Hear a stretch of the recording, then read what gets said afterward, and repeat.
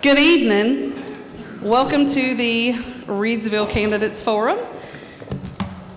My name is Diane Sawyer. I'm the president of the Reidsville Chamber of Commerce, and on behalf of the board of directors and the staff, we are so thankful that you all are here or that you are tuning in. We feel like at the chamber that it is our job to help educate the community, both about voting in general and giving them an opportunity and giving our candidates an opportunity to be heard, for you to meet them, for you to hear from them. We are very respectful in this space. This is not a debate. This is a forum, and this is educational. We are very, very respectful of our candidates and their time. Very thankful for all of you coming out and being a part of this. I do ask that if you have a question from the audience, we don't do those from the floor. They are on the corner table here. I'm going to actually move them around to the back. And you have until about 6:15 to submit any questions that you would like. And then we'll compile those and give them to the folks at the table. Really quickly, I just want to take a few minutes to say welcome and thank you to our moderator, Jean Ann Wood. She's a longtime friend of mine, and I'm always very open and honest about this. Jean Ann lives in Eden. She does not vote in Reidsville. She is the former president of the Eden Chamber of Commerce and has been so good to me throughout my 12 years here. She welcomed me with open arms and flowers and all the things and took me under her wing, and so I'm very thankful to bring her back for this event as long as she'll continue to do it for me. She moved on to bigger and better. She is a real estate agent, and she is active in the Reidsville Chamber, so we're thankful to have her. Katie, if you'll just give a little wave. Katie is our new administrative assistant at the chamber, and she is going to be timekeeping for us tonight, and we send our well wishes to Miss Debbie Ellis, who we've been missing for the last week. Thank you to my staff for being here and board members that are here. I appreciate your support. We are going to get on with it. I've had a lot of questions about tonight. I know there's a lot of excitement. I am thoroughly excited to have so many people have so much interest in our city. And it's very important to the chamber and to our board because we work so closely with the city and with the council. They have been so progressive and so supportive and been a great partner to us all along. So I'm very excited to see so many of our former city employees and our current and past city council, and just excited to have you all here in the room with us tonight. So let's get started. I'm going to turn it over to Miss Jean Ann, who is going to go over our rules and how the process is going to go. Okay, thank you, Diane. It's a pleasure to be here tonight. I'd like to welcome everyone, and just wanted to go over some brief rules that we have. Okay, so to start, everyone will get an opening statement. Are you prepared for that? Yes. Are y'all as nervous as I am? No? Okay. It's okay. Katie's nervous too. This is her first time too. So you will have an open statement. You get 2 minutes for that, okay? And is it okay with everyone if we just start on this end and just go straight down? Is everybody okay with that? Yes. All right, so that's what we'll do for that one, okay? We'll start on the end. And then after we hear your opening statements, you'll have about 2 minutes. Katie's going to time. Then we'll have 2 questions from the Reidsville Chamber. Those have been prepared in advance. You probably haven't seen those, but they're questions you'll be able to answer. We'll have a brief intermission, and then we'll come back and do 2 more questions from the Reidsville Chamber, and then that's when we'll take some of those audience questions where our audience is filling those out right now. Then you'll also get closing remarks after that. Okay, let's go over the timekeeping. Katie will, when your question's finished, and if you need me to repeat the question, I'm happy to, even if we start for one person and we go down and you want it repeated, even if you're not the first person, the second person, or even the third person, it's okay, just let me know. Then once you're ready to start responding, Katie's going to start her timer, and she'll give you the green card with 1 minute remaining. No, she's going to give you the green card, and then with 1 minute remaining, she's going to give you the yellow card. And then she's going to give you the red card, and that's to stop. And so we just ask that if you're in the middle of a sentence, when you see the red card, don't just stop. Finish your thought. but then go ahead and yield your time to the next person. All right, any questions? Let's hear for Team Reidsville. Woo!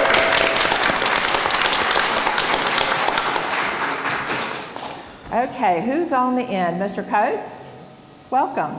You're up. Thank you. My name is Shannon Coates, as you can see. First of all, I want to thank everybody for showing up tonight and coming to the forum, and thanking Diane and the chamber and also the tutors for hosting the event here in downtown. But just a little quick background of myself. Longtime Reidsville resident, grew up here all my life, graduated from the public schools. 51 years old, by the way, so everybody knows I'm my age out there. So I graduated from Reidsville High School, and after I graduated from Reidsville High School, I went on to college and obtained my associate's degree at RCC and GTCC.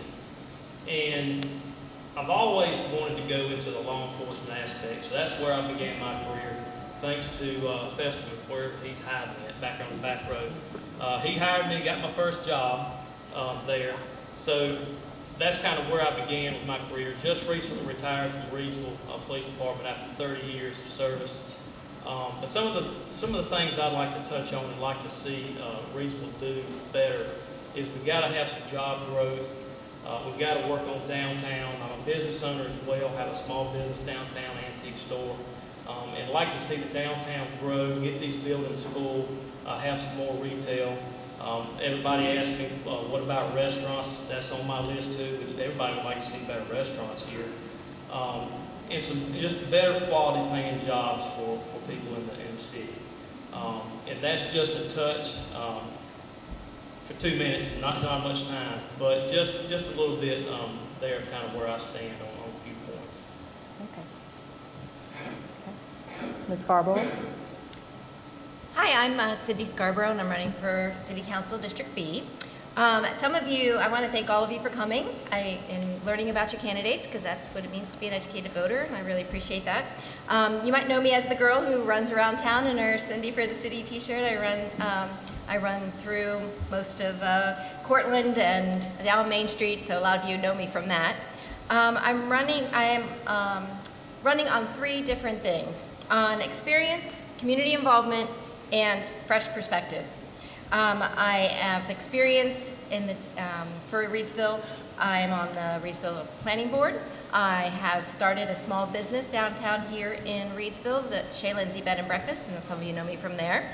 And also, I have been a nurse practitioner and a healthcare manager for most of my career. For community involvement, I'm on the Free Clinic Board. I am an active member of St. Thomas Episcopal Church and their treasurer. I am a Rotary member, and I do the majority of my shopping, eating downtown. You'll find me at the Celtic Fringe or La Boca Loca or 24 Blackbirds on pretty much any day of the week.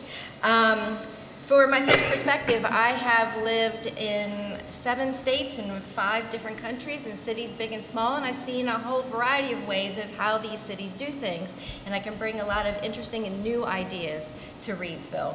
But the biggest thing about our travels is that, and our different places we've lived, is we've chosen to live here in Reidsville because it has great energy, a great vibe. We love living here. We've made a lot of friends. And I really want to I'm running for City Council because I really want to make more of a difference in Reidsville. I want a thriving downtown, high quality, high paying jobs, and I want to make sure that Reidsville is for everyone. Thank you.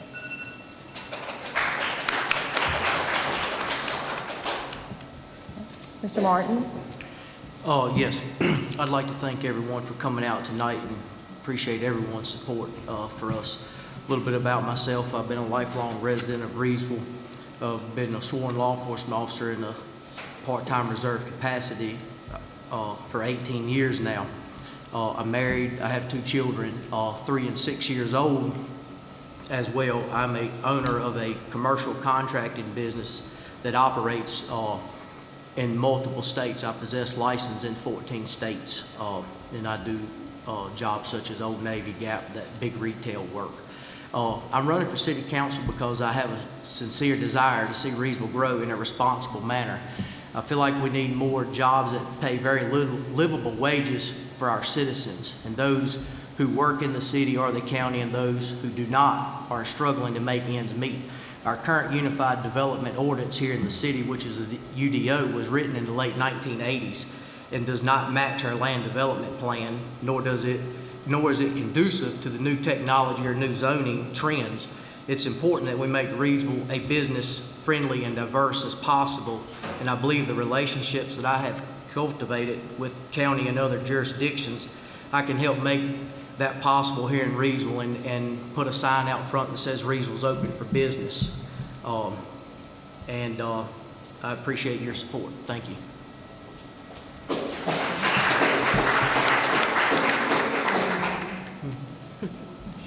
Ms. Harris? Thank you. It's a pleasure to be here tonight. My name is Sharon Harris. My family and I relocated here to Reidsville from Buffalo, New York.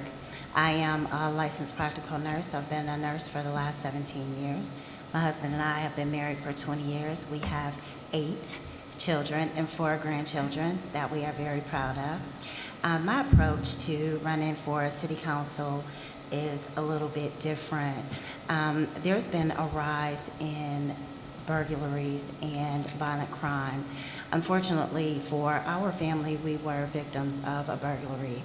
At this time, we really would like to, how can I say this gently, a subtle push to our local police department to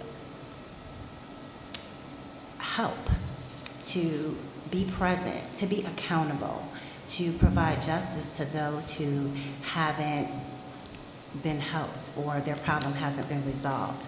Also, I am a senior advocate. I'd like to see some of our seniors who are incapacitated and aging in place be assisted with housing, medications, some of the senior advocacy programs with funding, things along those lines. But that is actually why I'm running tonight, so thank you. Thank you. Ms. Walker? Thank you very much. First of all, I'd like to thank everybody that came out tonight, and I'd like to thank the Chamber for sponsoring this forum. You got my hands tied here. For those of you who know me, giving me 2 minutes, it's like giving your minister 2 minutes, and it just doesn't work, you know? So I'll make it as quick as I can. First of all, a little history about me. I was born here, educated here, left and went to Greensboro for a couple of years to UNCG, started a family, and moved back here. My family goes back on both sides over 5 generations to the late 1700s. So I'm not going anywhere. I'm sticking around. This is family, and this is where I'm from, and it's all about Reidsville, Caswell County, Rockingham County. When I came back to Reidsville, I started at Rockingham High School, coaching and child nutrition. I was there for 25 years. Unfortunately, lost my husband to cancer and took a leave of absence. During that leave of absence, I had a group of men come to me and said I had to run for city council. Now, they came to a little chubby girl that went to Lawsonville Avenue School who could not speak in public and wanted me to run for city council. They lost their minds. However, my dad wanted to know, he was a business owner, antique dealer in Reidsville, and he wanted to know what was happening in Reidsville. So he pushed me after, at that time, the city council met at 3 o'clock in the afternoon, and he said, when you get out of school, you've got to go and listen to what they say, because I can't sit in those seats, they hurt my back. Little did I know, as my mother was telling me later, that my dad was grooming me for the job. I had no idea, because this is not what I wanted to do. However, you got me. I've been here for 12 years. I love what I do. I come from a long line of family members who give back, and I have been told to stop, so maybe we can revisit that later. Thank you. Thank you. Thank you. Okay, so those were the candidates for B district, right? Okay, got that right. So then we have candidates for A, and we'll start with Mr. Hairston.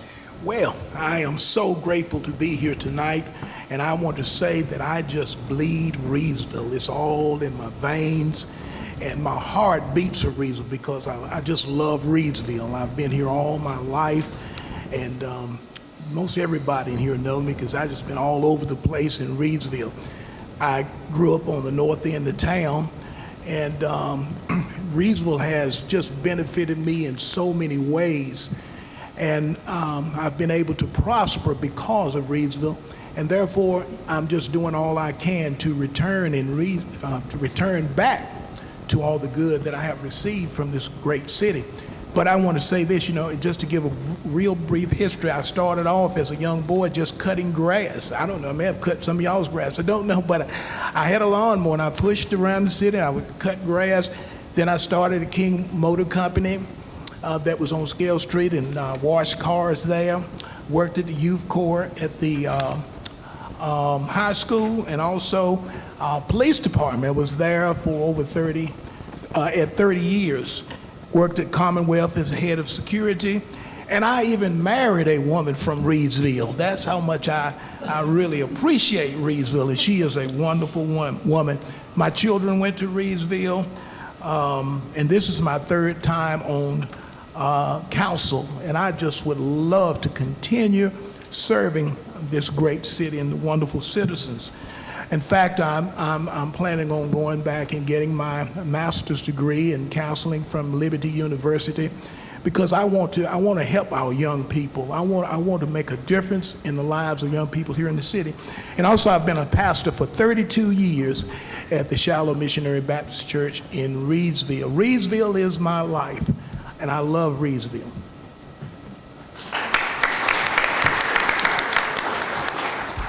Ms. DeJeanette, before you start, if all of the candidates would pull their microphones a little closer to them, and then be careful about other noises that you make with your hands, because the microphones are picking that up as feedback. So pull them closer to you, and maybe we'll have good sound. Thank you, Ms. DeJeanette. Good evening. Thank all of you for coming out tonight and giving us a chance to express who we are. My name is Barbara DeJeanette. My husband and I, Theodore, spent many years overseas with the diplomatic service, traveling and learning other countries, learning other languages. We returned to Reidsville because we love Reidsville. We started a small business about 20 years ago, and we've been here ever since, and we found that Reidsville is our home. In the interim, we just so love Reidsville so much that we bought a firehouse, remodeled it, and use it as our business and our living quarters. We also participate in a lot of activities in the community. For example, I'm on the Salvation Board, the United Way, the Reidsville Downtown Corporation, Rockingham County for Tourism, Annie Penn Board, the former Moorhead Hospital Board. We help with the Girl Scouts and summer camp at Osborne Baptist Church. Working closely with the city and the city manager, we want to continue to develop Reidsville. We know we've been through a pandemic, but we can rebuild Reidsville. One other thing I'd like to do is see development in the Depot District area. There's so much there for us to do. And also build up the youth. We have wonderful youth here in Rockingham County. We need to take our youth and give them all that we have. Thank you.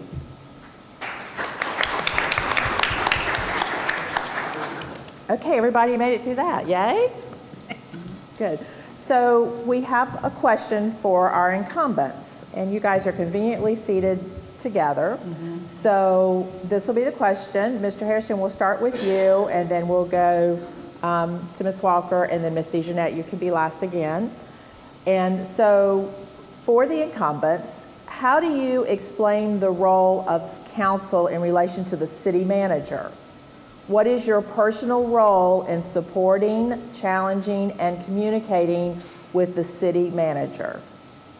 Well, thank you. That's a wonderful question. First of all, I have to say that we have a fantastic city manager. At the council, we work together to select the city manager that we have now. And our city manager is known around the county and around the state for doing excellent work. But our job is to manage or to oversee, to make sure that She's getting the things that she needs to supply the city with the necessary services and whatnot. And of course, we do evaluate her, and we give her honest evaluations. And we sit as a team. And I love the title that we have, Team Reidsville. And that's the way we work as a city council and with our city manager, as a team with our citizens, with the chamber, with the downtown merchants, and with the business and everyone throughout the city. Thank you. Ms. Walker? Thank you. I'll kind of ditto what my fellow council members said. We are so fortunate to have Ms. Woodard. During the interview process, we narrowed it down. We went with a company. They gave us the best candidates after they had screened them all. Ms. Woodard was at the top of the list. We narrowed it down to 3, 2 gentlemen and a female. And she came out right on top. And I will say, when the council members voted to hire her, it was unanimous. There was something that she had that each of us admired. She is super intelligent. She's Johnny on the spot. I do give her a hard time about the way she talks. She's from Franklin, North Carolina, and she turns out the light, and she's going to see you tonight. But there is no person that I know, hardly, that's as intelligent as she is.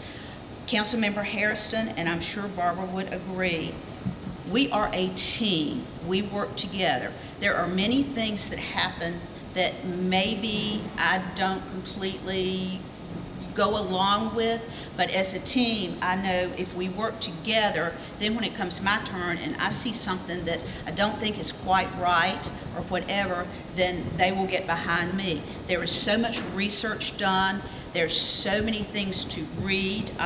Before, I forgot to tell you, my son is in the back. John Michael Harris works at the post office. Most of you know him. He talks as much as I do.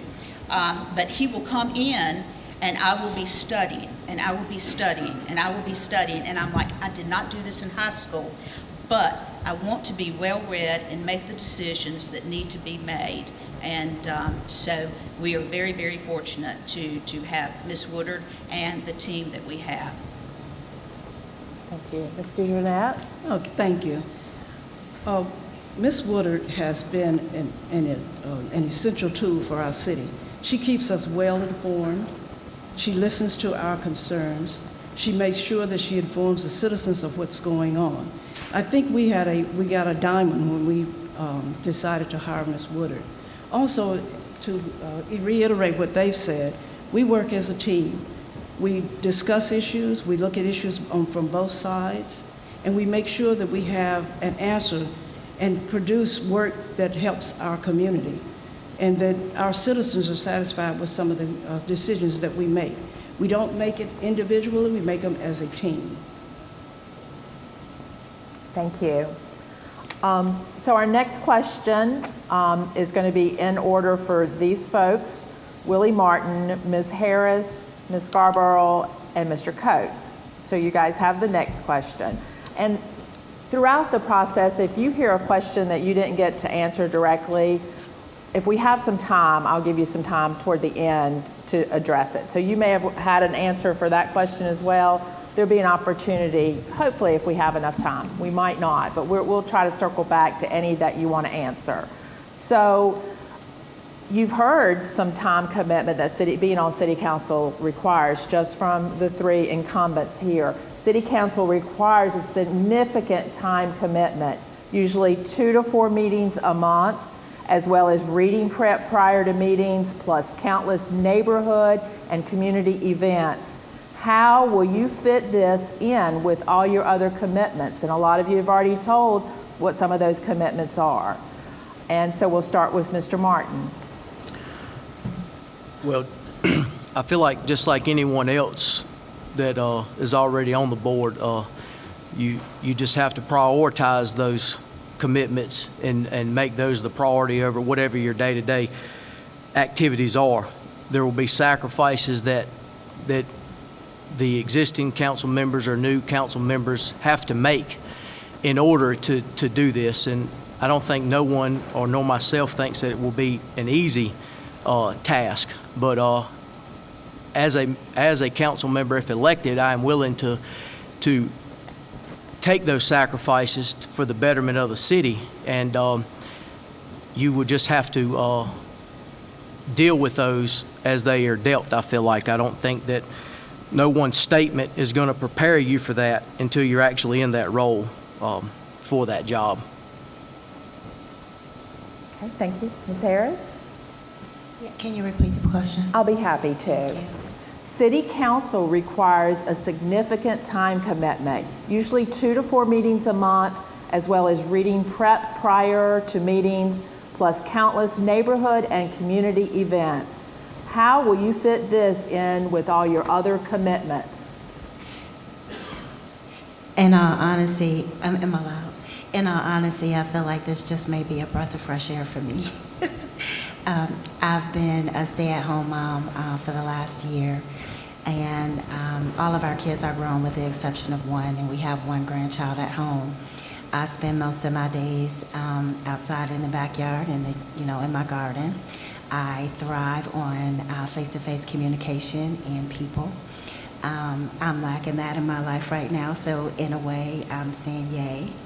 I don't believe that it would be a problem for me. Time management has always been my strong suit, considering that we've always had a lot of children. And again, I look forward to being amongst people and trying to provide whatever it is that I have to give according to the needs of the people. Thank you. Ms. Scarborough? I think one of the things we can start with is that if you want something done, you should ask a busy person. So I'm used to, apparently my microphone's not working real well, so a busy person.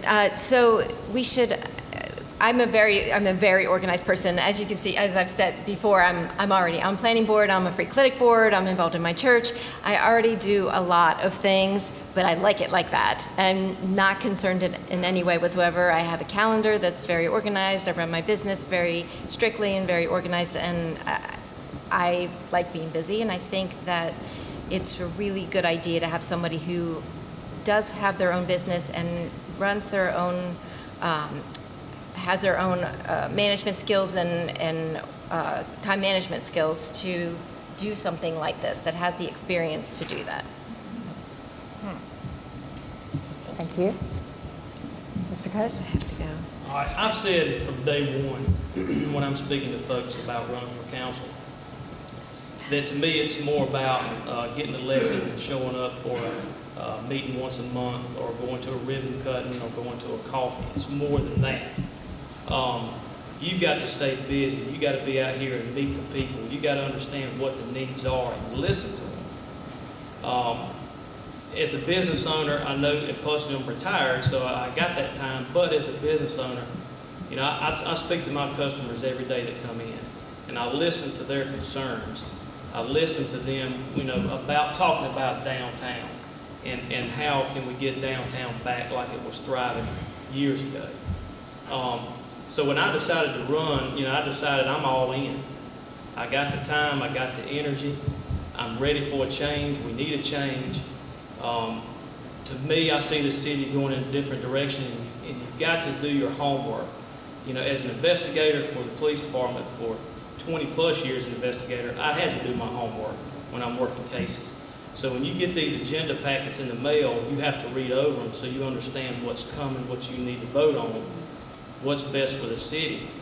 I love this city. I love this county. Can't beat it. I wouldn't want to be in no other county, wouldn't want to be in another city. If I didn't, I would have gone a long time ago when I was young and wouldn't come back. So I'm all in with Reidsville and building it up and doing something for the younger generation. We've got to focus on that, because that's who we're going to leave this to. So we've got to build that platform and strengthen the city with the retail, with the restaurants, and our downtown. If we don't have a thriving downtown, you don't have much in a city. It's too many vacant buildings out here. I'm passionate about that because I have a business in downtown. So I'm ready to go. I'm ready from day one if I'm elected to put all the chips in the basket and get going. Okay, thank you. So we have one more question before our intermission, and this one will go to all the candidates. We'll start with Ms. DeJournette, and we're just going to go back and forth. So Ms. DeJournette, Mr. Coates, Mr. Hairston, we'll just go back and forth if that's okay with everyone. So this is for everyone, and I'm happy to repeat it when it gets to you if you need me to. Based on what you know about city government, what do you see as top priorities for the city and why? And you might want to think about a few things that are already going on, like we've just finished a 5-month-long Place Your Bet on Reidsville series. How can you as a city council member create an atmosphere to expand that type of campaign and other ways? So you don't have to specifically address that, but just what else needs to be done, and some of you have already touched on it. Okay, I'm ready. One of the things that we need to do is what we're already doing. We're reviewing ordinances to make sure that we can bring in new businesses, so that we can bring in different types of businesses. Another thing that we're doing, we're doing the streets so that people can walk safely down our streets and enjoy the businesses and the events that we have going on. Another thing that I think that is very important is finding things for the youth to do, which we are working on. We have the splash pad that is coming. We also have the all-inclusive park that you see that is open all the time. So there are so many things here that we can do that we will continue to do for Reidsville. I think that's all. Did I answer your question? Yep, thank you. Mr. Coates? Read that question one more time. I will. Based on what you know about city government, what do you see as top priorities for the city and why? And then kind of dovetailed into that is the 5-month-long Place Your Bet on Reidsville series that's just wrapped up. Is there anything more that can be done with that to create an atmosphere at City Hall that will expand on that campaign? Well, I think it goes back to the importance of, as a council, and working together with everybody across the board in the city, and what we can do to build the city better. As we talked, as you mentioned about the Place Your Bet on Reidsville, I had this conversation several months ago, right before I retired, with the rumor back then of the casino coming to Danville. It hadn't been voted on yet, but then it did, and it was coming. And I thought it was very important that the city see that and recognize that, because I believe it will affect the city of Reidsville with the casino in Danville because of the traffic going to it. They're going to be coming through here. So we need to be prepared to accept that traffic. These people are going to be going to that casino, whether people like the casino or not. They're going to be coming down Highway 29, and they're going to shoot off to Reidsville. They're going to shoot off to Eden. So we need to be prepared to accept those folks here. That's why we need to go ahead now and start working on the city of Reidsville, working on our downtown, getting it going again, getting it thriving again, as it used to be, because these folks are going to stop in and check out these small towns. My wife and I travel all over the place. We do the same thing, and we go check out these small towns. They're going to do it here. If we as a city don't think it's going to happen, we're mistaken. So we need to take advantage of that and be ready for it, and go ahead and start preparing for that. Like you said, placing your bets, we need to bet on it, and I think it'd be a smart bet to place with the city.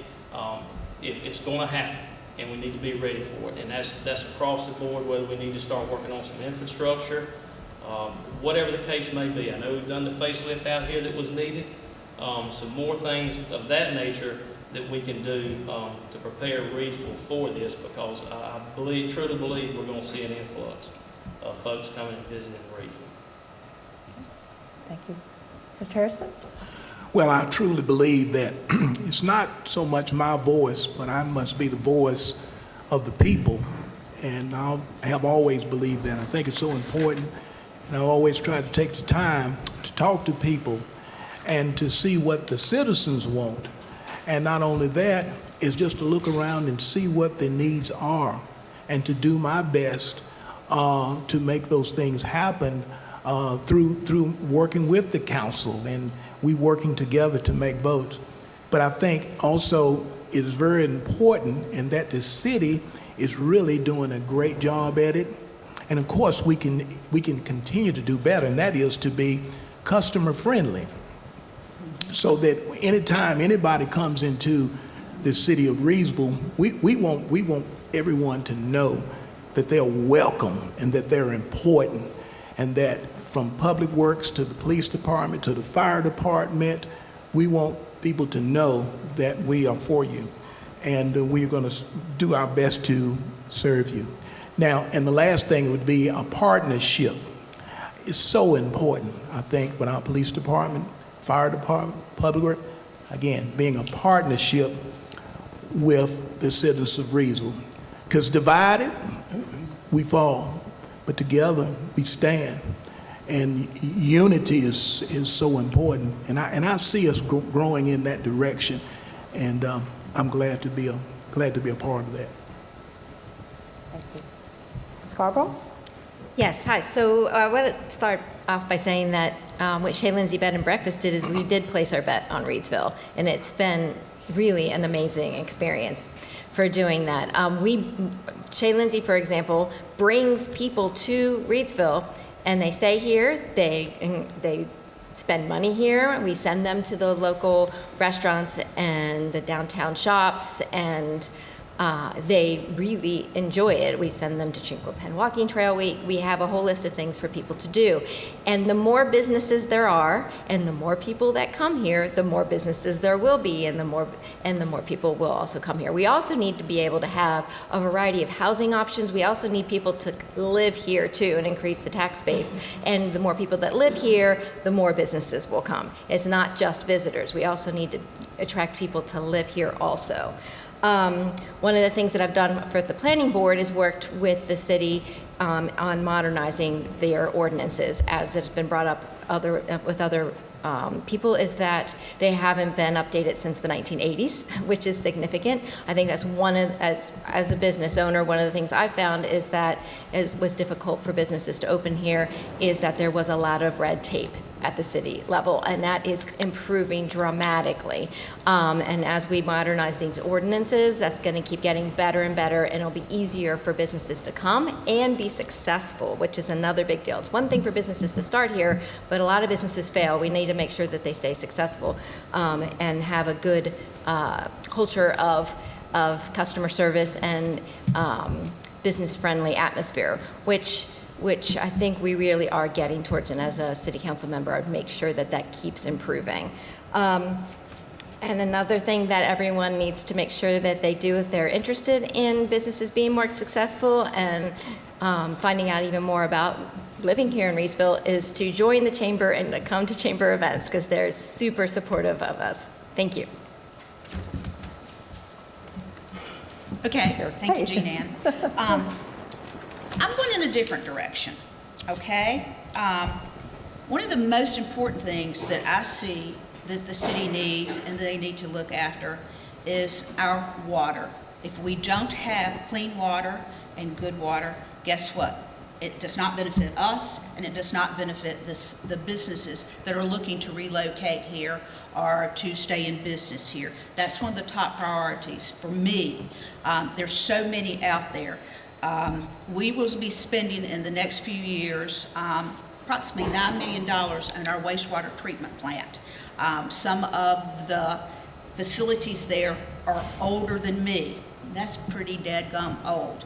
There's also our infrastructure, very, very old roads and things. Some of our pipes and underground water are actually clay pipes, which we have done business with Rivers Ravenel, and they estimate them to be 70 or 80 or more years old. So that's something that we can do, that we are doing, but it's not pretty, and you don't see it.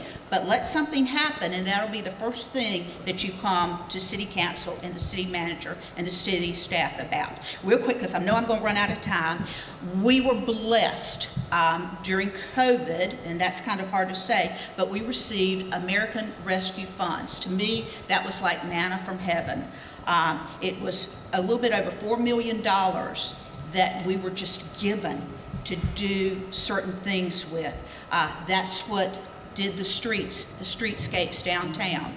That's, we were able to approximately do 10 different projects, anywhere from the water park that we're doing to the all-inclusive park that we have done behind City Hall, to resurfacing, which we haven't done yet, but it's owned, for the tennis courts and several other things. And I have to stop.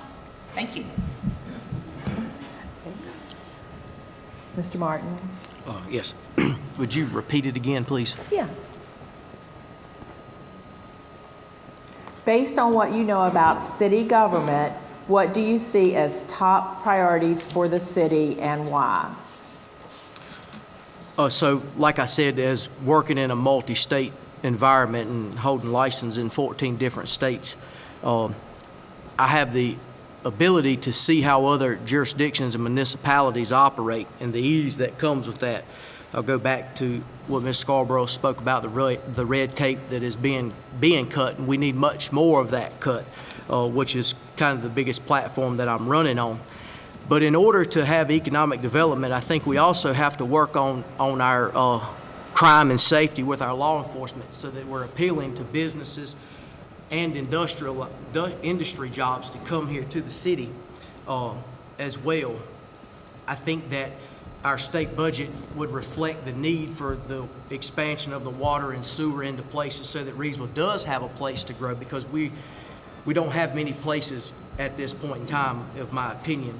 And I think that the other issue is, in order to promote that, is our UDO must match our land development plan as well. My business has never been afforded the opportunity to work here locally, because we've never had an abundance of commercial work going on here. And if we can promote those, there could be, that opportunity could be afforded as well. I think that we could be better stewards of our money throughout the years. And, you know, one of the things that was brought is the $9 million that's going to be spent on our water sewer plant here to update it, because it hasn't been updated in 30, 40 years. And I think it's that it's unfortunate that has not been a priority, because that is one of the #1 obstacles that prevents us from growth here. And we should have never neglected those updates over the years, so that we're forced to spend $9 million at one given time. Thank you. Ms. Harris? Thank you. Again, my approach is a little different. It's more a service as opposed to economic. I think the biggest problem is the crime rate here. There is a vast amount of violent crime and burglaries in this city, and this is a taboo topic. Nobody is discussing this. Nobody is talking about it. These things need to be brought to the forefront, and they need to be dealt with. Also, I'd like to, Ms. DeJarnette brought up our youth. There's nothing for our children to do here, nothing. There needs to, thank goodness for the park, we're thankful for that. However, my children cheer for the Reidsville Tigers, go Tigers. But when they practice on rainy days, where do they go? There's really nowhere indoors for them to go without having to spend a large amount of money with the YMCA or the high school. They can't afford it, is what it boils down to. The children could use a community center. That is something that is needed, and needed now.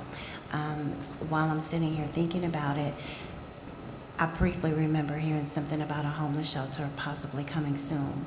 I don't know if anybody out there has seen the people holding signs, but it's increasing. That needs to be dealt with now, not when the homeless shelter is built. And that's it right now. Thank you. Okay, thank you. Okay, so that concludes the first half. Katie did a great job, and you guys did a great job. Let's everyone give them a round of applause. And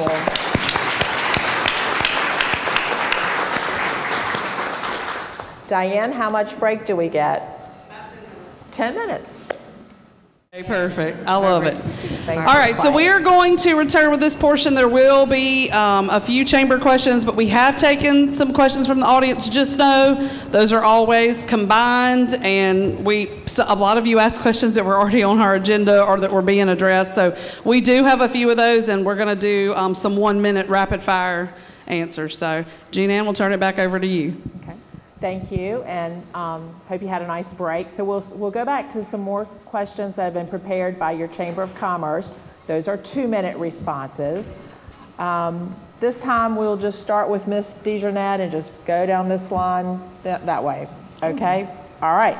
So this question is about the American Rescue Funds, and a few of you have already mentioned those. The American Rescue Funds have provided a once-in-a-lifetime opportunity for the city of Reidsville to provide so many upgrades and new projects to our city. What are your thoughts about the upgrades and use of funding? So far, what I'd like to say so far, I've been very pleased with what we've done with the American Rescue Fund.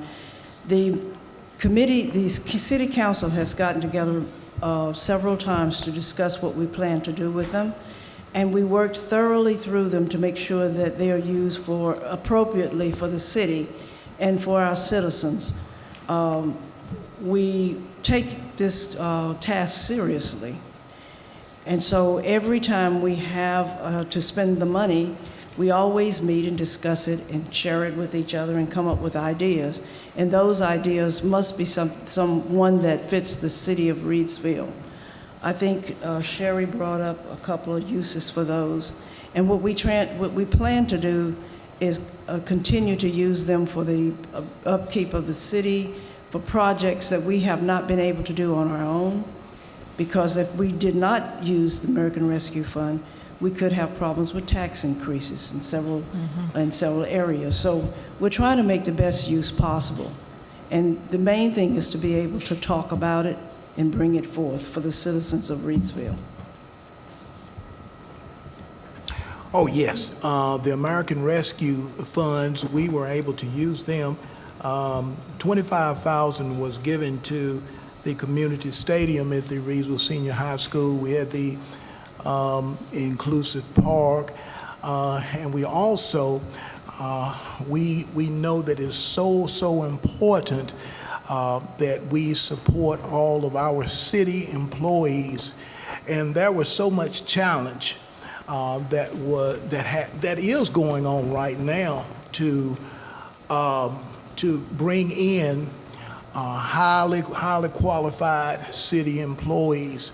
And so we, as a council, we had to work together to come up with better pay for our city employees and just good working environment. And again, those American Rescue Funds, we just looked out into community and saw the things that that needed to be done. Thank you. You have a little more time, or you? Oh, okay. You have 2 minutes. So, okay. Yeah, so that means you have a minute left. Okay. Yes, and so we use those funds, as I said, for the inclusive park, and we had other businesses and organizations to also contribute in that as well, and so we also looked at ways that we could improve. At the city in general, the structure of the city of Reidsville as well. Money was invested in that. We have the bulletproof glasses where you come into the city hall because we want to keep our employees safe, and we are living in some kind of difficult times. And so, we want to do what's best for our citizens and for our employees. It's very important. Ms. Walker? Okay, thank you. I alluded to that on my last question, pretty much, the American Rescue Funds and how happy I was to get them. Like I said, we did about 10 projects with the most money being spent on streetscape in downtown Reidsville. The other one was the water park. We had hoped to open the water park this year, Memorial Weekend, but due to supply chain issues and to the best of my knowledge, I think there was 2 companies in the United States that deal with that, and so we're moving very slow. They did tell us it would open in December. Now it looks like it's pushed back. I don't know if any of you would like to come see it in December, but now we're looking for a 24 Memorial Day opening date. American Rescue Funds paid for our all-inclusive park with the help of people from Reidsville, because it was Rotary's 100th anniversary and Kiwanis' 100th anniversary, so they wanted to give things back. So one of the swings that's at the park actually cost $100,000, which is just, it blows me away, but that's what it cost. So with their donations, we were able to get that wonderful park built. Councilman Harrison talked about the bulletproof glass in the back. That is something that Ms. Woodard let us know about, and so we're changing, but change takes time, and lots of times our hands are tied. So we have moved community development downstairs and moved our HR people that needed a little more privacy handling the problems with the city and staff upstairs to give them more privacy.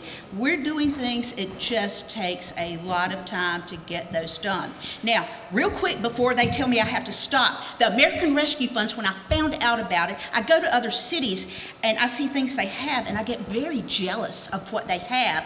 And real quick, they had bus shelters. And so when Miss Woodard told me about this, it's kind of like, I gotta get bus shelters, I gotta get bus shelters. So I worked very hard on getting the bus shelters done, and that was part of the American Rescue Funds, because one day that might be my only means of transportation, and I needed somewhere to sit and to get out of the elements. So thank you, and I did go over. I'm sorry.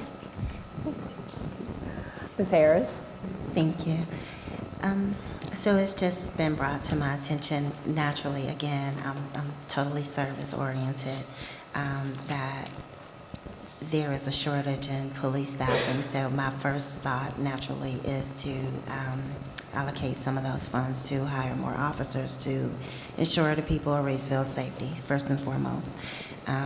Also, I had a conversation with a lady today who is a member of the Senior Citizen Center, but she was basically saying that she couldn't attend on a regular basis because she couldn't afford the gas.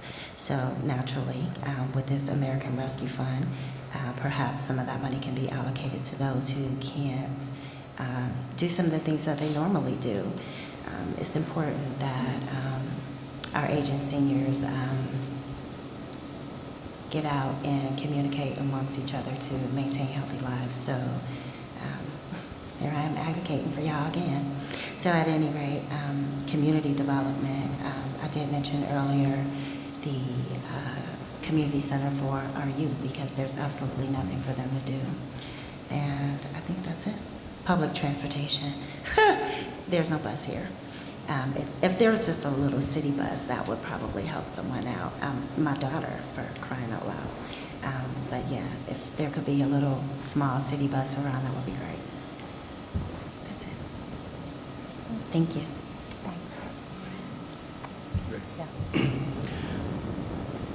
I would say that I feel like the funds could have been appropriated in a different manner to have been better for the city. We could have utilized those funds for infrastructure, water, sewer, certain places to promote growth and attract jobs and businesses here. When you do that, we would have generated the tax revenue necessary to give the funding to build a splash pad or to build a park. We received the $4 million, and then we used it on these things that have now become tax expenses and maintenance and upkeep over the years for the city. I do think that it is a great thing, but I think that those items would need to come at the appropriate time, and we would be able to pay for those if we would have invested to attract jobs here. Our tax revenue and tax base would have helped us appropriate funding for those things at a later date and time. I feel like we could have utilized some of that money on the upkeep of some of the parks we have, such as Cortland Park to start with already. It's very overgrown. I do think that we needed, the sidewalks and those things fixed in Reidsville, but I feel like that's something that we should have been doing a little bit at a time over the years, in terms of upkeep. I don't consider that infrastructure. I consider that infrastructure. I don't see how that's going to promote the businesses here by utilizing the funding for that. I think that that if we appropriated those funds strictly to that, it would have dramatically increased, our citizens, the people to move here into the city as well, and then that will attract business and growth here as well. Thank you. Ms. Scarborough? I believe that, I think there's a lot of great points made, but that the American Rescue Funds have really contributed to, the use of the American Rescue Funds have contributed to Reidsville in a way that it has made us stand out. I think somebody was talking about how they like to travel around and see different towns, but the streetscape, and I take my grandson, he lives in Raleigh and loves our Sky's the Limit Park. He cannot wait to get there and loves it. And so we are making it, helped us make it stand out, and to have, we were talking about we need things for people to do. And when people see that we have a downtown that stands out, and they want to come here, and they want to spend money here, and they want to move here, and increase our tax base. These are all really excellent ways to use the American Rescue Funds. It is going towards infrastructure. I mean, the streetscape wasn't just about making things more attractive. It was also about making it more user-friendly for people who want to walk down Scale Street, to be able to visit restaurants and other businesses and retail. So it was also it was used for infrastructure. So I think that the use of the American Rescue Funds has really made Reidsville a better place that will attract people to come here to both for tourism, to visit, and to live here. Thank you. Thank you. All right. With the money that's mentioned with the rescue plan that was put in place, and I know the streetscape, I think it was a price tag of about $1.2 million, and we understand that was definitely needed. There was some hazardous sidewalks out here, and it's been like that for years. I know with working with the police department, answering several calls of folks tripping and falling and injuring themselves. So we understand that was needed. Some of the design with the bump outs may be questionable, because I get hit about that all the time, about these bump outs here and the curb sticking out a little bit too far. And we know some of those are designed to slow traffic down. We understand that. But as the money is spent, I think when you have something like that coming as a city, you need to decide and make the best decisions on how to spend that money, whether it's the bulletproof glass or it's the splash pad. I think those decisions may not have been the appropriate one, in my opinion, to spend that money for that. Going back to Councilman Harrison's comment about some of that money was used for law enforcement or for employees for competitive pay. This is a problem that's been a problem, and it's going to be a problem unless we get it fixed. We continue to lose employees here. They get certified on certifications, whatever the case may be, from law enforcement to public works to the fire department. And then once they obtain those, they leave and take a higher paying job. Well, then people don't understand the cost it takes to when you replace that person from somebody right out of a rookie school, academy, or right off the street, of how much that money costs. We've got to figure out how to retain these employees. And a one-time little small amount of their pay is not going to cut it. Everybody knows that the employees of the city of Reidsville are not paid where they should be. And that is a definite problem if you're going to keep this city going, because these employees are the ones who are keeping it going. We've got to get the competitive pay out here to retain them and keep them. Okay, thank you. So everyone got that question, right? Okay. Make sure I didn't miss anybody. So we have one more question from the chamber, and it is also related to economic development. What do you think about our current Unified Development Ordinance? And I know some of you have already referred to that, so we're going to talk a little more about it. What are some of the benefits to the efforts to bring the UDO to current practices, and what changes would you make?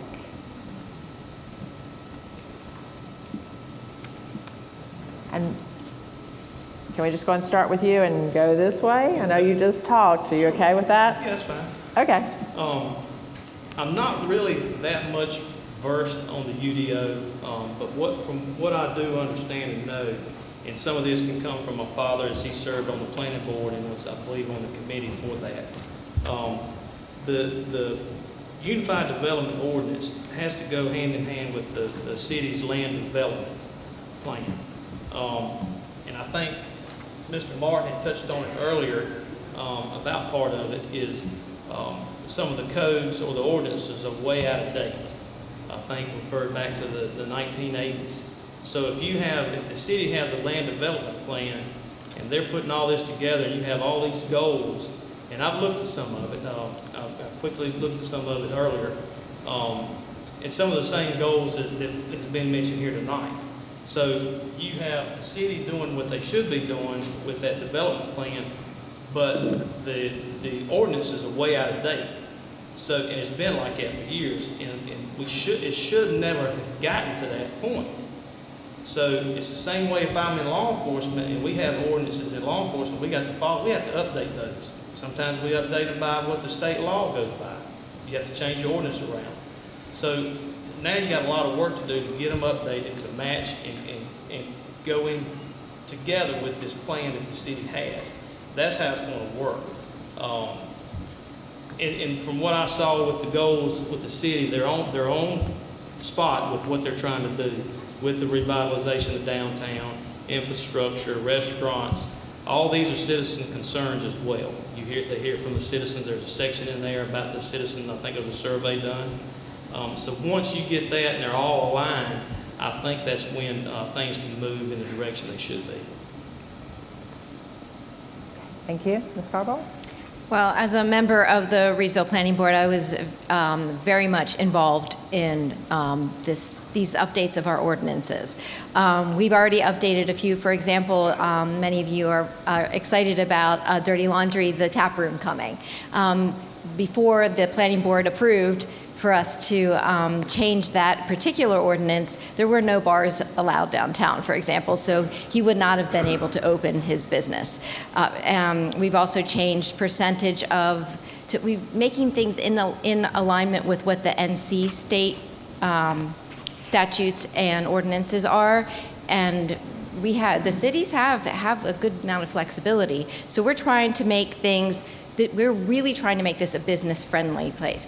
There were some reasons why maybe restaurants weren't coming here or maybe weren't successful here, because we had a very old statute on what percentage of alcohol should be to the amount of food that you serve, which I know from Shea Lindsay what that needs to be, and we've lowered that to only 40%, and it was at 60% before, which is really hard to do, and that's how you make your money, and a lot of restaurants wouldn't be able to be successful there. So we have already been changing things to make this a more business-friendly city on the planning board, and certainly City Council has approved those from behind us.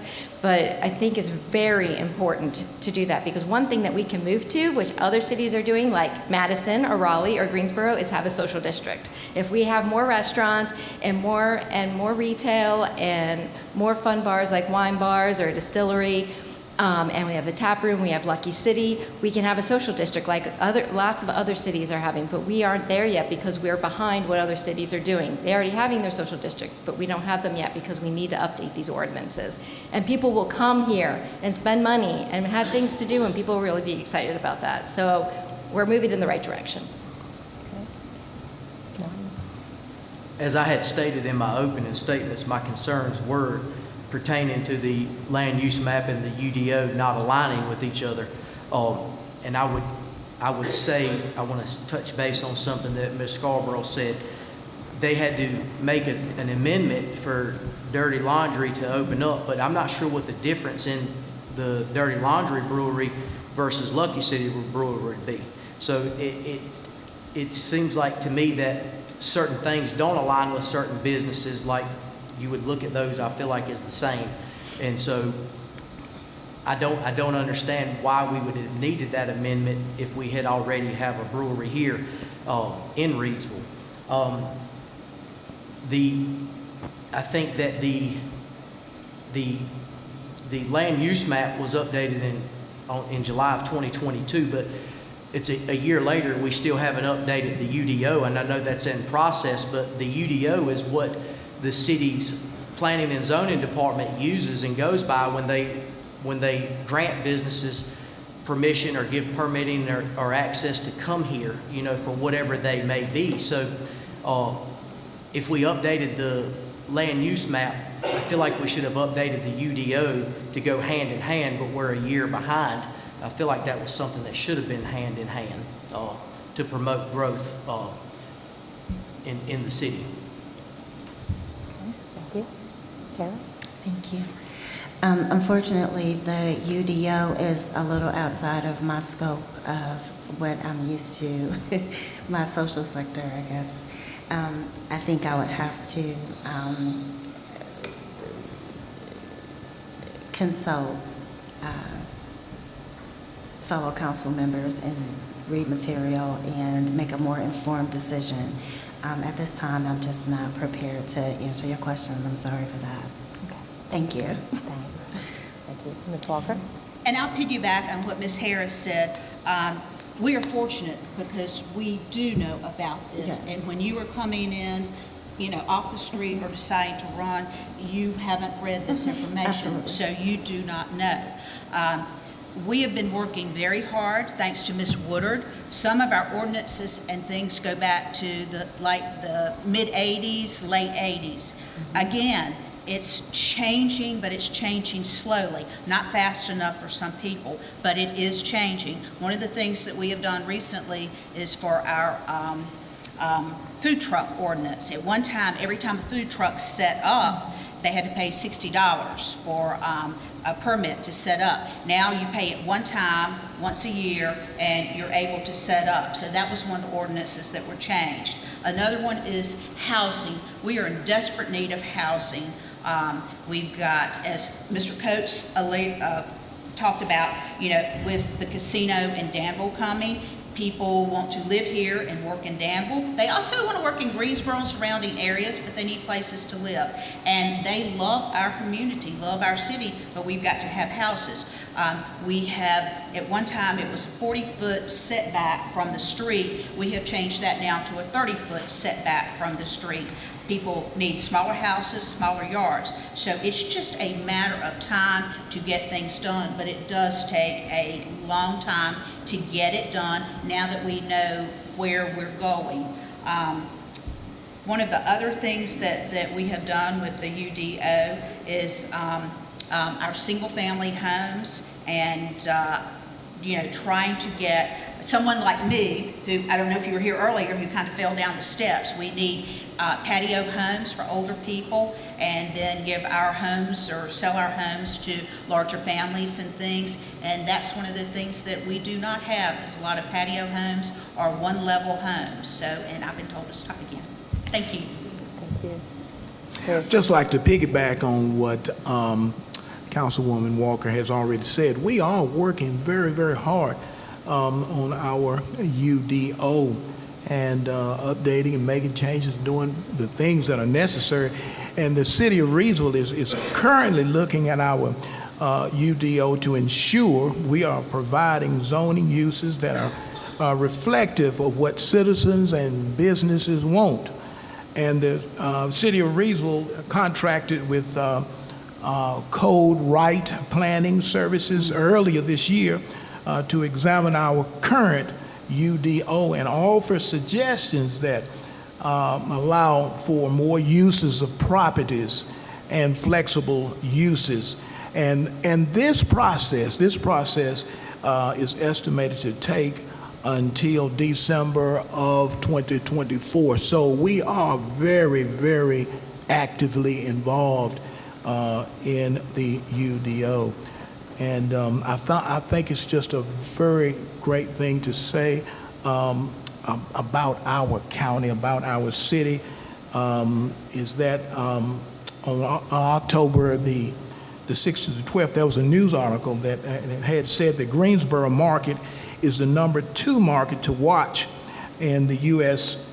Right now because of growth. Now, it goes on in this article, the Greensboro market includes Gifford County, Rockingham County, and also Randolph counties. And so, yeah, we are doing a lot of good. Thank you. Thank you. Teacher Nat? I think Councilman Harrison has said almost all of it. But one of the things that I would like to mention is that the ordinances were in 2 documents. So what we're doing is working to make it one policy, one document. And that way, when things have to be changed, we're only looking at one place. Also, with the brewery, there was an ordinance that said we could have a brewery, but not tap or wineries. So we had to adjust the ordinance to make sure that we were able to have the tap house established in Reidsville. So every day, every meeting, we look at these ordinances, and we want to make sure that these ordinances are meeting our needs. And so there are going to be more of them as we go along. And as far as housing, we do realize that people are getting older now. They don't want large yards. They want smaller houses. So we've been working hard to make sure that the variety of houses that we do permit fit those needs. Thank you.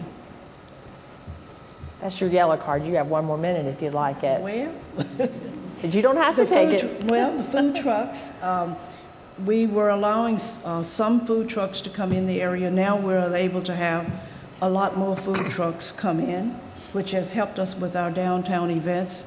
As you noticed in our last event, we had several food trucks of different varieties. So this has made it easier for Reidsville to attract more visitors to downtown. And so we plan to look at a lot more of our regulations to make sure they fit what we need. Okay. Ms. DeJarnette, you'll be ready for the next round because now we've got the questions from the audience and we're going to give you a minute to answer these, okay? We're going to just let everybody answer all of them because there are some great ones that just apply to things that everyone wants to know. We'll start in the middle and go this way and then come back to Ms. Harris and go that way, okay? So that you kind of know where you are in the lineup. That always makes me feel better if I'm not waiting for somebody to just call on me, right? So this is from our audience, and we do thank our audience for providing some questions. And I'm gonna read it the best I can, and we might massage it a little bit. But around 1999, according to this, the freeway drive improvement included plans for the Greenway from the high school to be extended to Lake Reidsville. What are your thoughts and plans to see all of it completed? 1 minute. Okay, 1999, I was not on board. I have seen the plans. It is a great, great plan. However, at the present time, I'm all about taxes. And right now, I think Mr. Coates alluded to it earlier, we've got a lot of people that are hurting, and we try our best to keep our taxes low, our water rates as low as possible. Again, with water rates, sometimes our hands are tied. It's by the state tells us what to do, not local government. I would love to see this happen, but concrete, asphalt, things like that, property rights, it takes so much money. And to take away from something else right now, it just doesn't seem to materialize. However, we have gotten J.C. Park, we have got that walkway, we've got another one off of Sherwood Drive, we have got, and the stop sign comes out. Okay, thank you. Mr. Hairston? Thank you. Just to piggyback off what Councilwoman Walker has said, is that because of property rights and so forth, a lot of times it just takes time. It takes a lot of work. But we have some beautiful greenways in our city. And in fact, I'm out there on the greenway. One of them is a walking trail out by the high school. And I was out there this morning, and how lovely it was with the beautiful leaf scenery and so forth. And our public works employees, they do an excellent job in keeping it, the grass cut and just keeping the J.C. Park beautiful, softball field. We have so much to be proud of. Lake Reidsville, so many people come from everywhere. Yes, I love the Greenway. And at one time there was some talk about doing a bicycle trail all the way from in North Carolina all the way up, inside of North Carolina all the way up to the Asheville area. But it takes a lot of time. Oh, thank you. Thank you. Ms. Jeanette? Well, I'm going to piggyback on what Councilman Hairston said. Everything takes time. And one of the things that he said was about the greenways. The greenways are there, but it does take time, and we also have to find out, make sure the regulations are in order to move it further out, the greenways further out.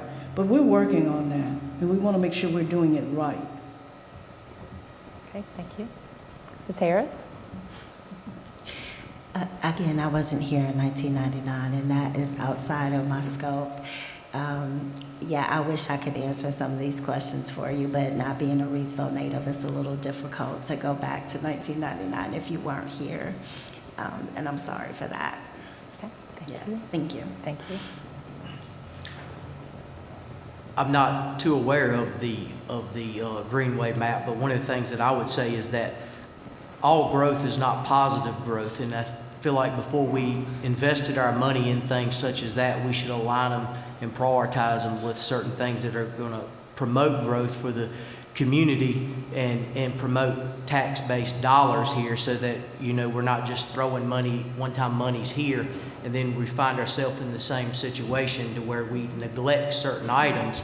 So I would not be a proponent of that Greenway at this point in time, but I think it would probably be something nice for the community, given the right time and a different financial state, I feel like, for us.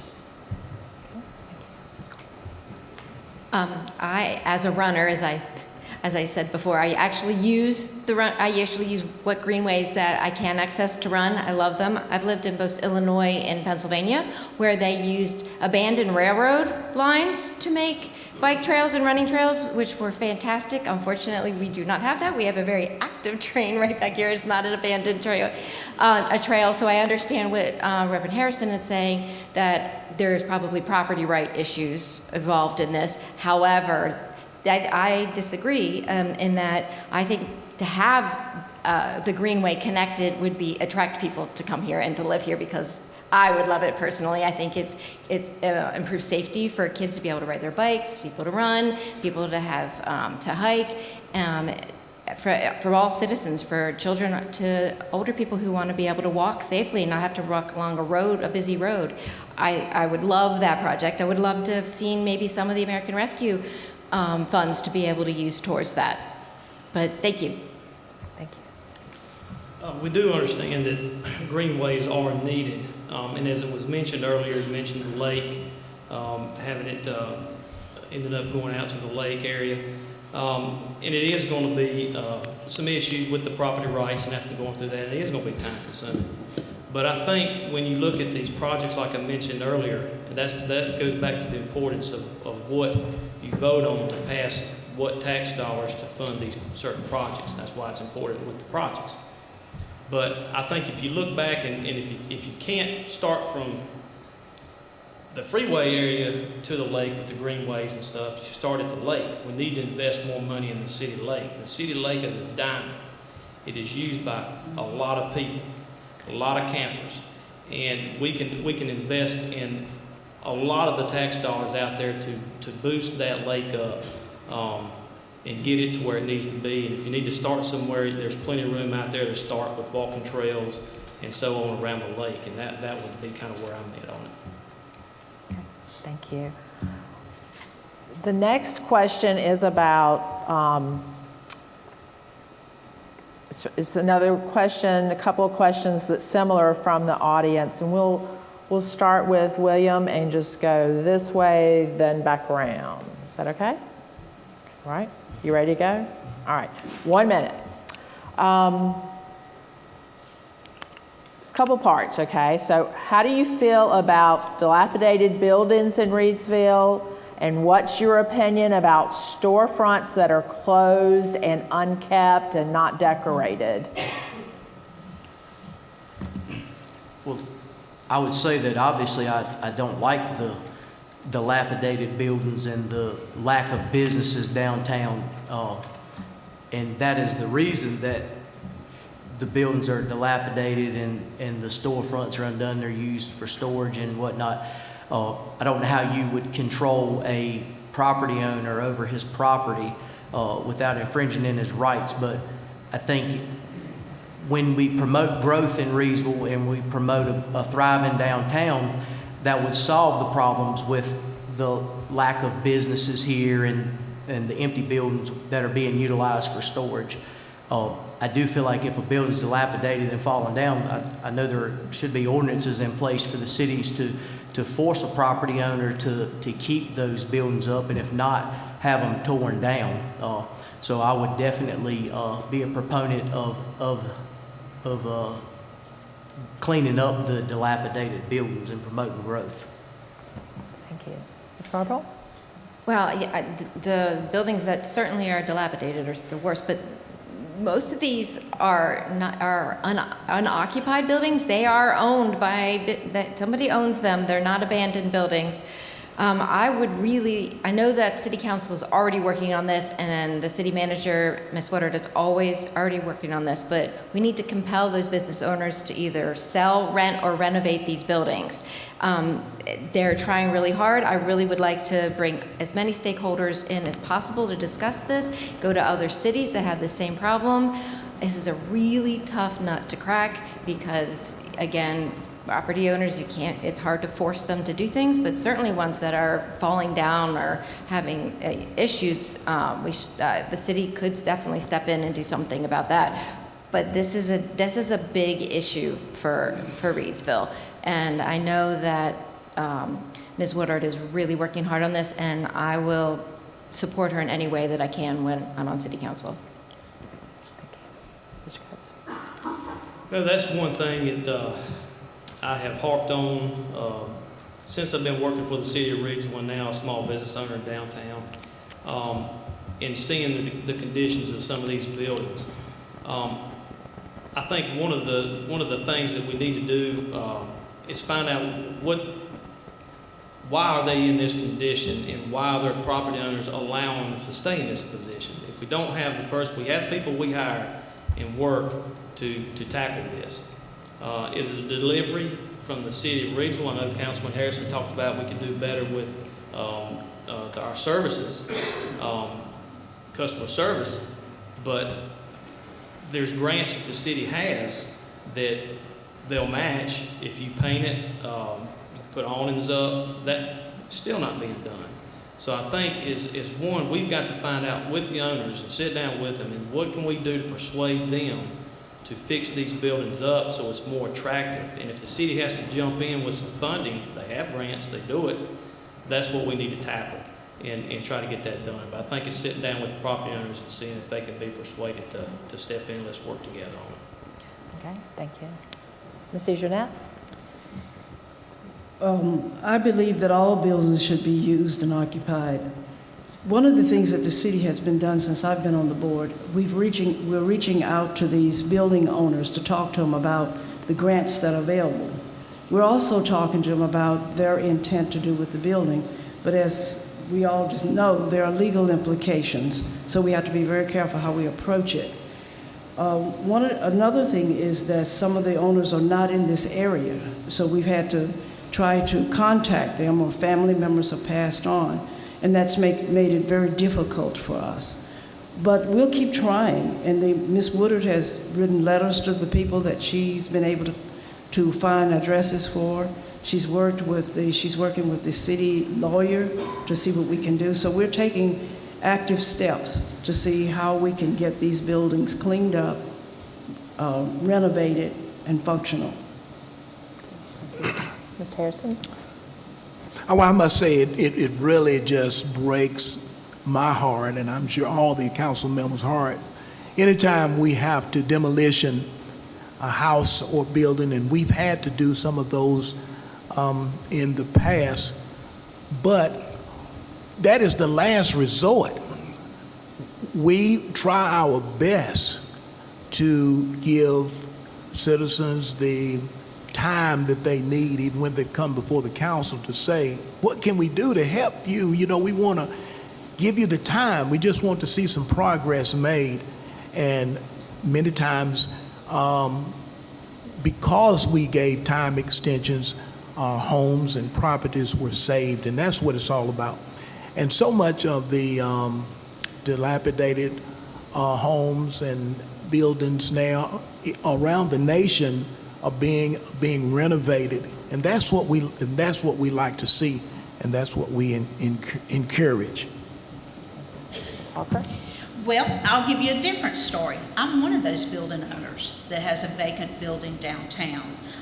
Due to an estate process and everything, which was very difficult, I pay taxes on the building, I pay utilities on the building, but at the present time, I would like to keep that building for myself, because there may be a time where I follow in my father's footsteps, and he was an antique dealer. At one time, for those old people in the audience, not that there's that many old people out there, he was called the Backstreet Mayor, and he was well respected.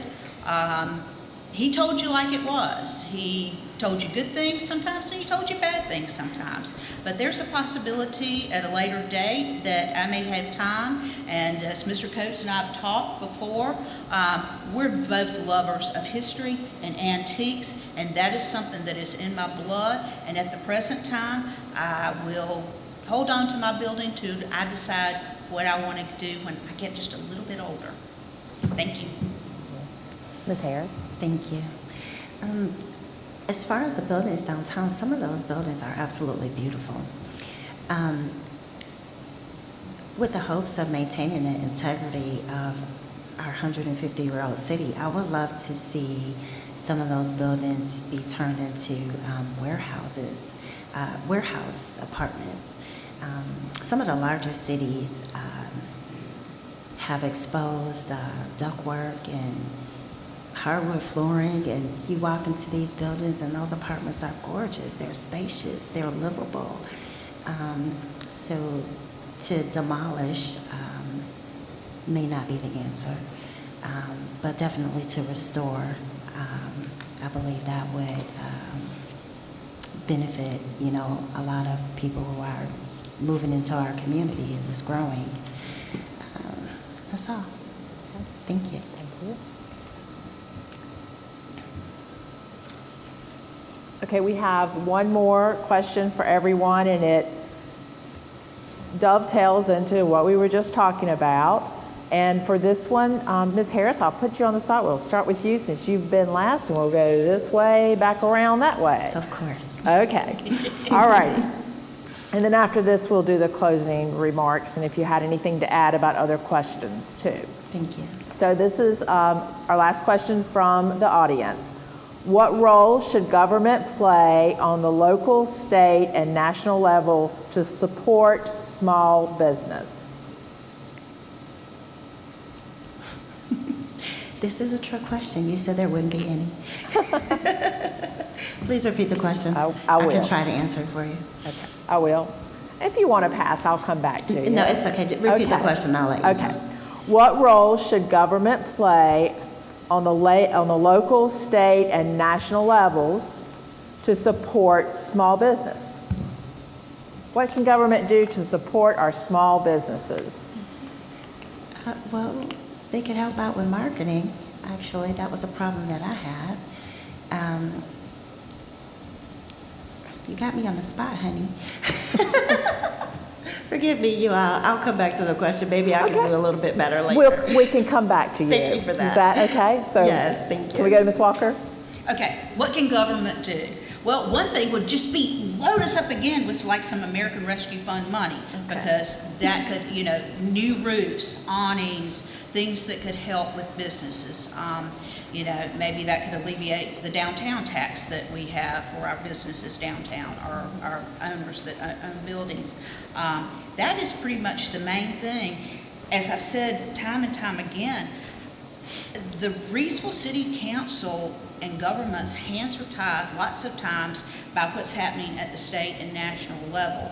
And you were talking about, Ms. Harris was talking about the, you know, living in the lofts and the wonderful things with the old brick and stuff like that. It's absolutely wonderful. And I don't know how some of the other cities can do that, because with our fire codes and things, it just is not feasible. However, years ago, I did talk with Mike Cosley, who is our insurance person, and he said, just be sure to let him know and see what we could go for. That's it. You've got to work with the other governments and find out what can be done and what you can do and work together. I like to say that small business is the backbone. It's the backbone of our nation, and certainly the backbone in our city. We couldn't survive without our small businesses, and I'm so proud of every small business that we have here in the city. But I think that it's very important to have a very good economic developer in place who reaches out and works to inform and to attract small businesses, and that economic developer works with the city. And we also have a wonderful Reidsville Chamber. The Chamber works very hard in uniting, getting small businesses together to help them grow and for them to get the information that they need to be successful. So it's all about working as a team and networking. Thank you. Ms. DeJournette? Well, I have a small business, so I understand small businesses. One of the things that the government can do is, as always said, there are grants, make grants, some more grants available. They can also, as the chamber does, promote small businesses. Let them know that we are, as he said, the backbone of America. Without a small business, it wouldn't have been the business world in the first place. But anyway, I think the government can help us by making regulations a little bit relaxed, a little bit in certain areas for us. For example, we can't compete with something on Wall Street, for example. But let us know what our boundaries are so that we can promote each other. Let us work together. Communication is the key, and I think every small business should support every small business. In Reidsville here, what we do is we all join the chamber and we have a network, and that helps us promote across Rockingham County. Thank you. Mr. Coates? I know, speaking about small business and being one, as I mentioned earlier, what you can use is, you do have the money there, you do have the grants available, but the city, if there's something that could be put out where sometimes it can be difficult, if somebody's wanting to, and stressful, wanting to open up a small business or a new business, what to do, how can they get started? And that's the beginning of it. Any existing ones, looking at the grants, there's been a couple here that painted the buildings, and I know we have the grant for the paint. I think some of it's matched dollar for dollar, some of it is a percentage. But I think getting with the city and getting the right people in place to speak to the business owners of what we can do to work on those. Also with the chamber as well, this is a technological society now, and the way they go around and highlight the businesses and put them on Facebook, not everybody has Facebook, but highlighting the businesses here in downtown, maybe do more of that. But like Councilman Harrison said, small business is a backbone, so you've got to highlight those and draw the folks in and keep these businesses from shutting their door. That's the main thing. Ms. Carbone? One of the things that it's already been mentioned, but one of the first priorities, what they're already doing, is aligning the codes and ordinances at the city level with the state, NC state level codes and ordinances, which we are working on, and that's the first thing. Low interest loans to help businesses with the cost of goods and with being able to offer competitive wages for their employees and to be able to find employees to work for them by paying them well. Lucky City Brewing, for example, got some low interest loans and a lot of help from the city for it to be successful, which was excellent. The American Rescue Funds have helped a lot of businesses, and I think that's wonderful. PPP loans kept businesses alive during the pandemic, which was fantastic. So there's a lot of things that all of those levels of government can do to help keep businesses successful and help them out. And the chamber is great to do, it helps with that a lot too. Thank you. I would agree with Ms. Scarborough in terms of, small business loans. There's grant funding out there. The PPP loans did help a lot of businesses out to keep the doors open during that time. In terms of regulations, though, I'm not aware of any state or federal regulations that are preventing growth here in Reidsville, and I think that that's where the city comes in play, as well as having our codes and policies up to date with the state codes and policies. And as a licensed contractor in this state, I can tell you that the codes within the city and within the state are less restrictive of those codes that we face when conducting business within the city here. So I feel like that the city needs to work on those issues, because I don't think that anyone can ultimately control the city other than us as a city council member. Ms. Harris, would you like to Yes, take the thank question? you. Thank you for the opportunity to do this again. I appreciate that. You're welcome. So I was actually just kind of thinking about my own situation when I tried to start my business. I lacked a lot of information. I feel like the money, the state could help and allocate. I just feel like there needs to be information sessions, if you will. For people who have ideas and don't know how to begin, I made a lot of expensive mistakes. I would have been so much further along had I had some guidance. I read a couple of books, it didn't work out, but there's nothing like a mentor. So programs definitely for that. I struggled with marketing. Social media is not my strong suit, and neither is the internet. Small business funding, of course. Somebody mentioned down there economic development. I think a lot of businesses, there was one particular business that I'm thinking of that was downtown. I'm sorry, and I'm talking and she's saying Go stop. ahead, finish. Okay, there was one business downtown that I loved so much. They had the best food, and they closed down around COVID. What's the name of that place? They had the best soul food. Anybody know the name of that place? I can't think of it right off the bat. Yeah, Sophisticated Soul, thank you. I was so sad to see them go. But yeah, perhaps had they had these funding or resources, they could have stayed open, because by hands down, they had the best food. So anyway, that's it. Thank you. Thank you. Well, we have 1 minute left. No. So we'll go to the closing statements now. Okay? 2 minutes, back to 2. And why don't we just do it random? Whoever wants to start. Well, I'd like to start. Okay, and then just jump in. I like to say that networking is so important. It's so important that we continue to be able to work with our school system, our county commissioners, our sheriff's office. In fact, we have our sheriff here tonight. We have County Commissioner Powell here tonight. That's the only way that we're going to really be able to got to work together. And I want to say this about Lawsonville Avenue School. We received from the school system networking. Plans are underway to turn the building into an artist marker space and community kitchen. And so networking and working together. Employment, we also have established an employment boot camp. And there is a center for workforce development at RCC. So we're working with RCC.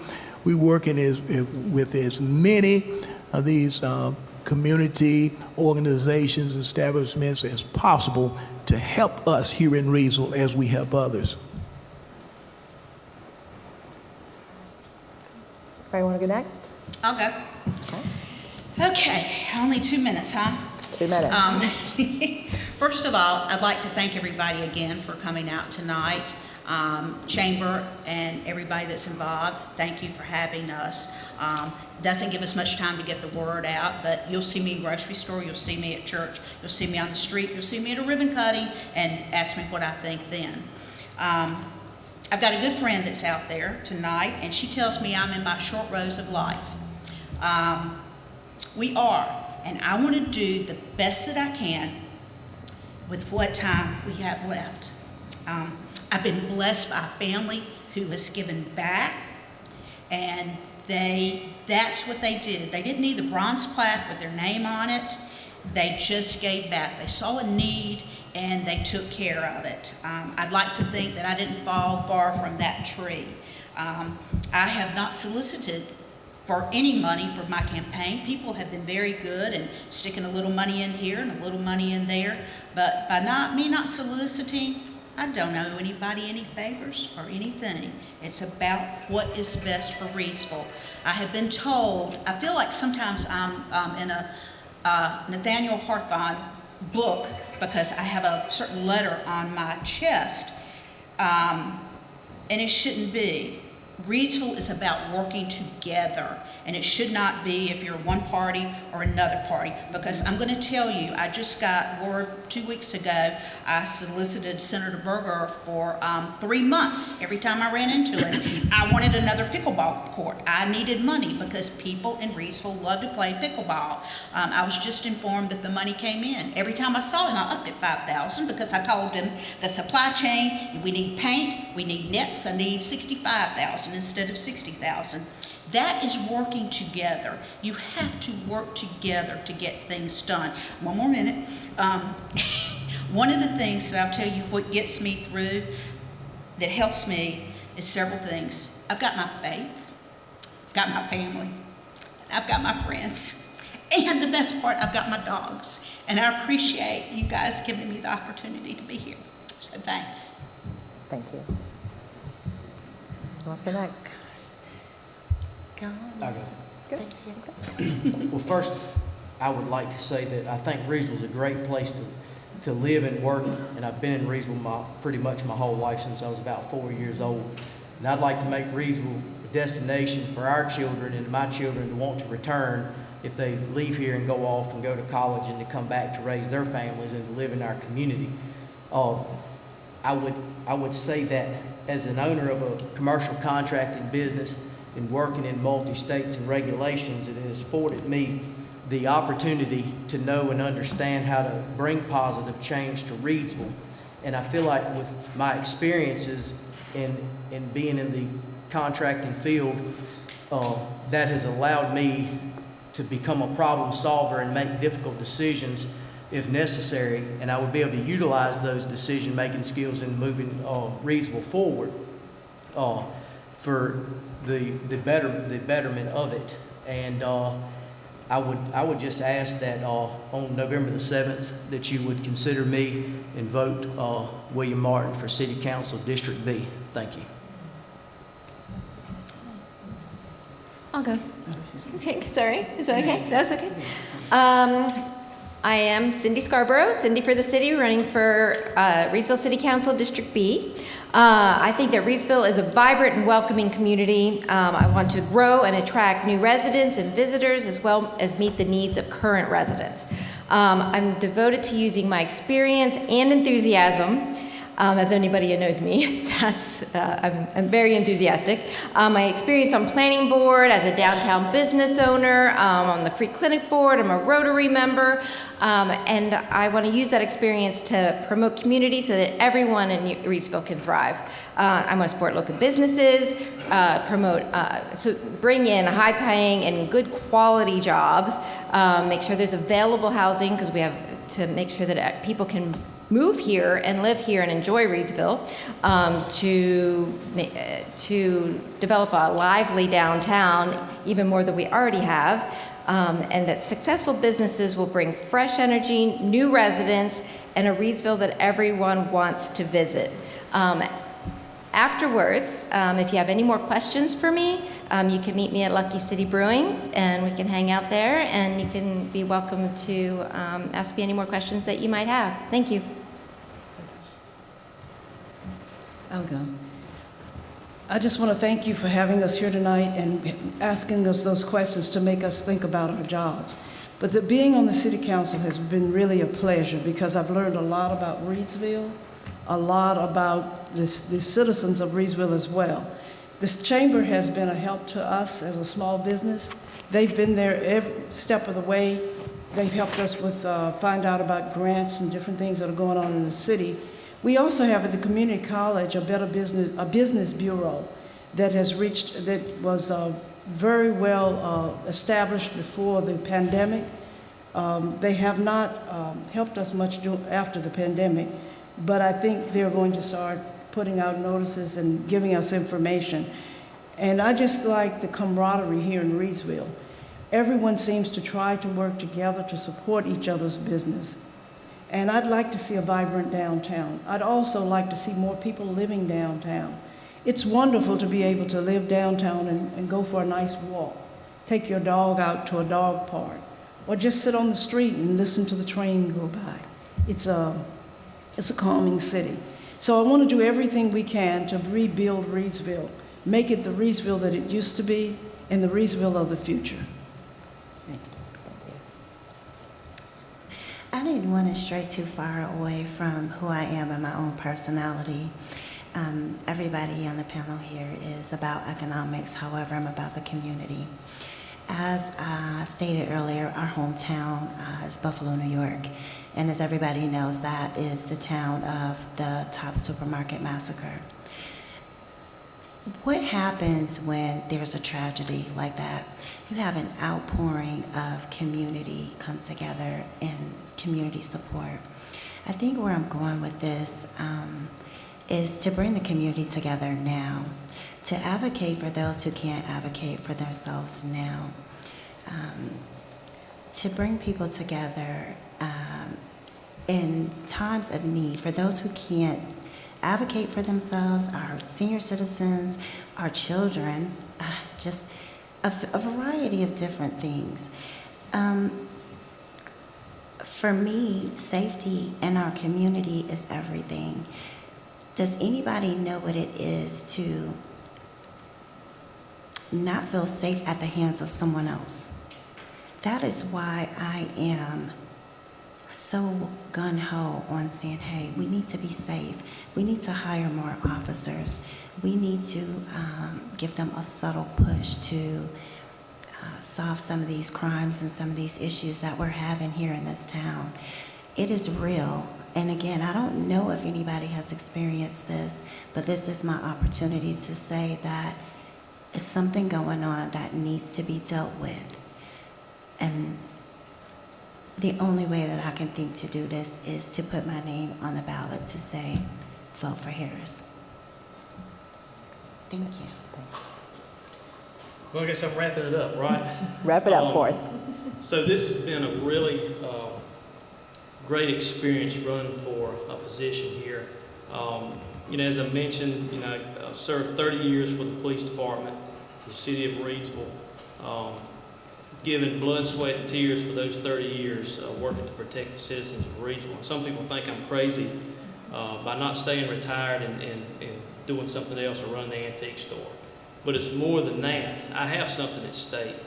I have a business, my family's here, and my grandchildren. So you have to look at that as to what can I do to make Reidsville better? What can I do to listen to the citizens and hear what they have to say of how they want Reidsville better? What do they want here to make Reidsville better?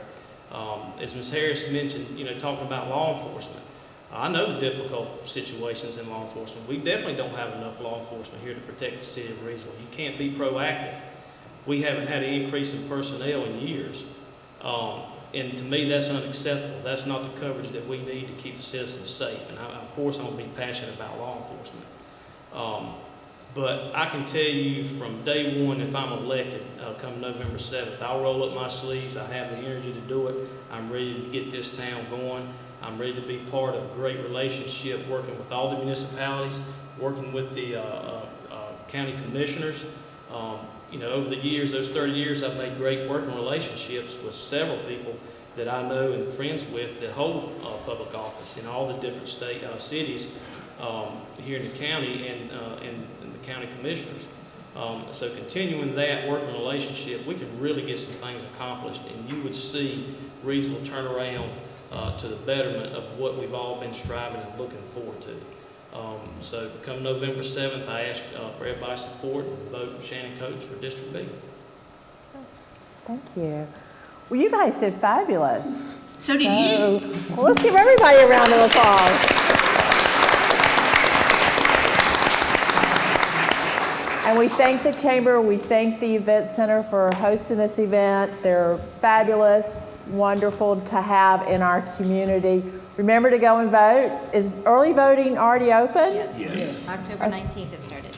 Okay, so that's already started, so only at Wentworth for that, or? Yes. That's correct. Okay. Board of Elections, the last day is November 4th. Okay, so you can go now. You can go, not right now because it's dark, but you can go tomorrow and vote. Yes, 8 to 5. 8 to 5. Monday There through you Friday, go. and then So Saturday you don't and have an excuse, even if you say, "Well, I'm going to be out of town the week of the election." You have time now to go and vote. Take your time. These people have put themselves out here and are running for you. Want to make Reidsville the best it can be. Team Reidsville, get out and vote. Vote, vote. So. Again, thank you all for coming out tonight. We are so thankful for the support. It's a very large turnout for a municipal election. I'm very proud of that. As always, thank you to Rockingham Update, who is here to not only stream live for us tonight, but also to record it and get it out in all the channels. So do me a favor when you leave here, go share it. If you have social media, please share tonight. To share with others as much as possible. I do feel like it's very, very important to educate folks and to get people to get out and vote. Candidates, thank you so much. Thank you for coming out. Thank you for participating. We appreciate you. You all did a wonderful job. They really did. Bob and Myra, thank you so much. They are always so supportive, particularly of this event. Appreciate what they do because they also believe in this and the importance of it. Have a good night. Be safe traveling. Thank you.